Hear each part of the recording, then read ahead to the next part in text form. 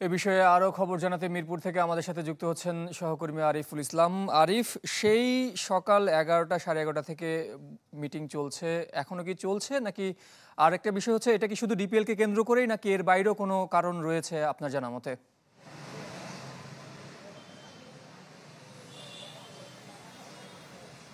এই মুহূর্তে মিটিংটা চলছে। ফারুক আহমেদের সঙ্গে ক্রিকেটাররা বৈঠকে রয়েছেন, সেখানে আলাপ আলোচনা চলছে। যে ইস্যুটার কথা আপনি বলছিলেন, যে তাওহিদ হৃদয় ইস্যু, এবং সেটাকে কেন্দ্র করে একের পর এক ঘটনা আসলে বিগত কয়েকদিন ধরেই বিসিবি নানা ইস্যুতে উত্তপ্ত। সব থেকে বড় কথা যে নতুন নতুন সংকট, নতুন নতুন সমস্যার সামনে আসছে। সেই ঢাকা লিগের শেষ থেকে যদি ধরি, পার্টেক্সের কথা বলতে পারি, এরপর শাহিনপুকুর গুলশান ম্যাচ, তারপর হচ্ছে আম্পায়ারদের সাথে তর্কে জড়ানো তাওহিদ হৃদয়ের এই ঘটনাটা ঘটেছে, এবং তারপর যেটা হলো তাওহিদ হৃদয়কে শাস্তি দেওয়া হলো, শাস্তি কমানো হলো, ফের আবার শাস্তি দেওয়া হলো।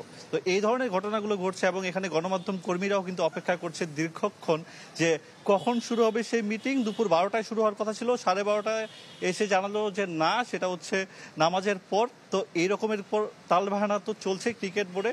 ফারুক আহমেদ এসছেন, সমস্যা সমাধান নিশ্চয় হয়ে যাবে, কারণ যে কঠোর অবস্থানে ছিল ক্রিকেটাররা, সেখান থেকে আমরা যতদূর জানতে পেরেছি অফ দ্য রেকর্ড তাদের সঙ্গে কথা বলে কিছুটা নমনীয় হয়ে এসছে। অর্থাৎ বয়কট করে ফেলবে ঢাকা লিগ, এ ধরনের কোনো ঘটনা ঘটছে না, মানে সম্ভাবনা খুবই ক্ষীণ। তো দেখা যাক, তামিম ইকবাল রয়েছেন বাকি ক্রিকেটারদের সঙ্গে, তিনি সুস্থ হয়ে মাঠে ফিরেছেন, তবে এই সব নিয়ে তিনি এখন ব্যস্ত রয়েছেন।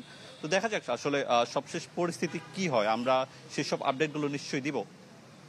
অসংখ্য ধন্যবাদ আরিফুল ইসলাম, জানাচ্ছিলেন মিরপুর থেকে ক্রিকেটারদের আলোচনা।